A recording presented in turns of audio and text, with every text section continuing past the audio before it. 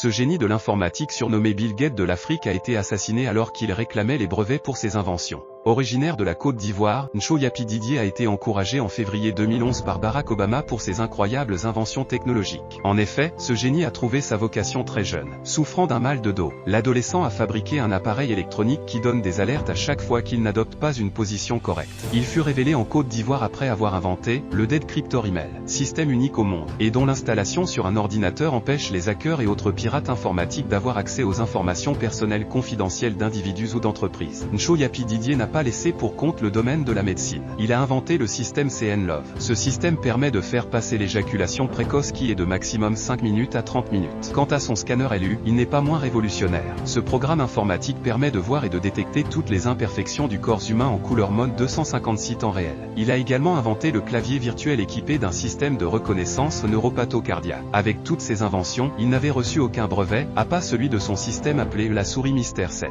Avec sa souris d'ordinateur multifonction, il détermine l'âge des utilisateurs et empêche l'accès aux sites pornographiques aux mineurs. À un moment donné, le jeune s'est rendu compte qu'il avait besoin des brevets pour commercialiser ses projets dans le monde entier et à son nom. Ces brevets auraient permis de montrer au monde entier qu'il existe d'incroyables ingénieurs en Afrique et que les Africains ne sont juste pas des consommateurs absolus des produits européens et américains. Malheureusement, dans cette quête de brevets, le jeune fut atteint d'une maladie mystérieuse dont le traitement le laisse sans aucun sou. Le bien aurait voulu qu'il se fasse aider par les dirigeants africains afin qu'il retrouve sa santé et mettre ses inventions au profit de l'Afrique. Il avait seulement besoin que de 3 millions de francs CFA pour son traitement. Mais aucun dirigeant n'a levé le petit doigt pour aider ce pauvre génie. Un consultant au bureau de perspective de l'informatique aux États-Unis a affirmé lors d'un entretien: le salut du monde informatique peut venir de l'audace de Yapin Show. Ces inventions sont un signal fort pour l'Afrique et le monde entier. Et je crois que les gouvernants africains devront jeter un regard attentif sur ce jeune homme qui peut être le nouveau Bill Gates. Malgré ses propos, le jeune chercheur ivoirien Nchoyapi Didier a lutté seul contre sa maladie pulmonaire jusqu'à son dernier souffle.